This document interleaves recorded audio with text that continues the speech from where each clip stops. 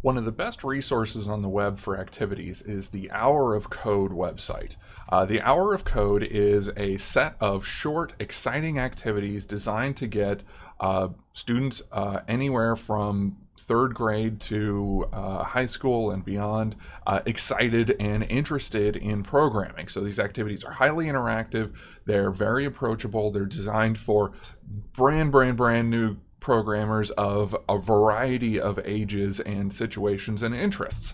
The idea is that during the Computer Science Education Week, which is usually held in early December, there's a big promotion for all teachers, as many teachers as we can get, to do just 1 hour of coding. And often that's enough to hook a lot of students on programming, get them interested and get them exploring these incredibly powerful technologies.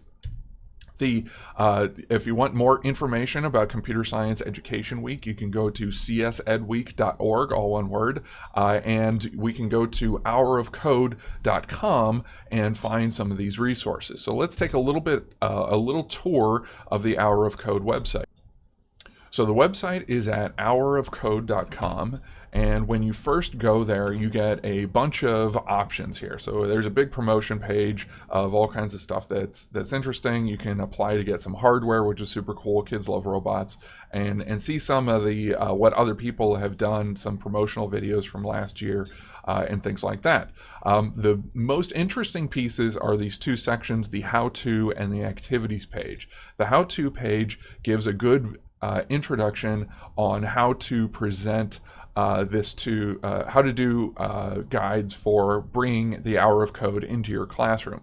There's some basics here. There's some places where you can do things like do your tutorial and print off Hour of Code stickers or certificates or anything like that. There's some tools built into the website to help you do that, which is fantastic. But the hardest part is selecting an activity, right? So the Hour of Code activities page is really significant. There's many of these. And you've got two basic ways to narrow down the activities. There's all grades, so we got pre-reader, grades 2 through 5, 6 through 8, and 9+, and we've got beginners and comfortable. So there's 2 skill levels and age appropriateness choices. And there's also sort by recommended, created by different people, different technologies that are available, including no computers or devices. So some of these activities are paper-based programming style activities, which walk kids through the computational thinking skills without having to use computers or anything like that. We have mobile devices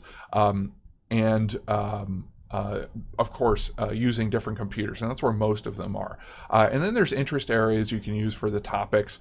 Activities are either self-led or they provide a lesson plan and different levels of involvement. All of them are designed around just doing a 1 hour activity and bringing students into the introductory skills of programming. And that gives us a whole bunch of different options here. And some of these things are really fantastic. So say I'm teaching a 7th grade course, and I've got students interested in Minecraft, which there's an awful lot of them there. You can go to this little page, and it gives you teacher notes. Many of these give teacher notes, which give you extra information on how to do it.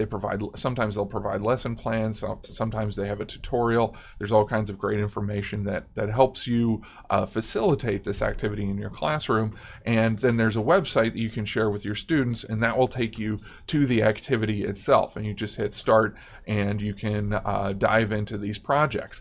As you're going through the activities, I highly recommend you do it yourself once. That way you know what to expect. You kind of see what students are going to encounter and have an idea of what the students should do next after every little step.